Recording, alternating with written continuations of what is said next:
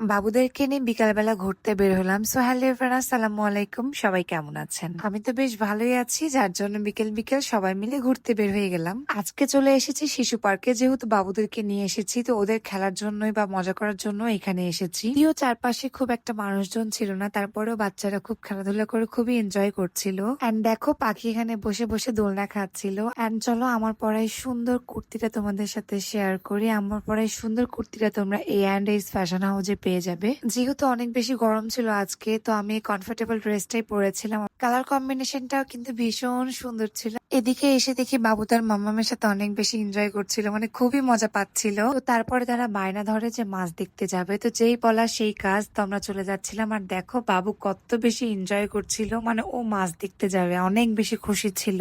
তো তোমরা বলতেই পারো যে এতগুলো বাবু কেন? তো এই দুইটা হচ্ছে যে আমার ভাইয়ের ছেলে, এন্ড এটা হচ্ছে কার বলো তো, তোমরাই কমেন্ট করে বলবা। তারপর তাদেরকে নিয়ে ডিসি পার্কে চলে আসলাম। এখানে এসেই তারা যে কাণ্ডটা ঘটাইছে, মানে এটা একদম অবিশ্বাস্য ছিল। কারণ এখানে এসেই দেখে যে সব মাছ মারা গেছে, এবং তারা তো দেখে পুরো কান্নাকাটি শুরু করে দিয়েছিল। যদিও আমি সেই ক্লিপগুলো নেই নাই। তারপরে এখানে নিয়ে এসে ছোট ছোট মাছ দেখাচ্ছিলাম, যেহেতু বড় মাছগুলো মারা গিয়েছে। তাদেরকে সান্ত্বনা দেওয়ার জন্য এখানে নিয়ে আসলাম, আর তারা তো এটা দেখে মহা খুশি। যাই হোক, তাদেরকে নিয়ে অনেক সময় কাটালাম। তো আমিও এখানে একটু ভিডিও করে নিচ্ছিলাম। এই গাছটা আমার অনেক বেশি ভালো লাগে। তো তারপর বাবুদেরকে নিয়ে দেরি করবো না জন্য আমরা বাসার উদ্দেশ্যে রওনা হয়ে যাই। তো তারা খুবই বায়না ধরেছিল যে মিষ্টি খাবে, তো আমরা বাসায় যাওয়ার পথে মিষ্টিও নিয়ে নেই। আজকের ভিডিওটি এ পর্যন্তই। সবাই ভালো থাকবেন। আল্লাহ হাফেজ।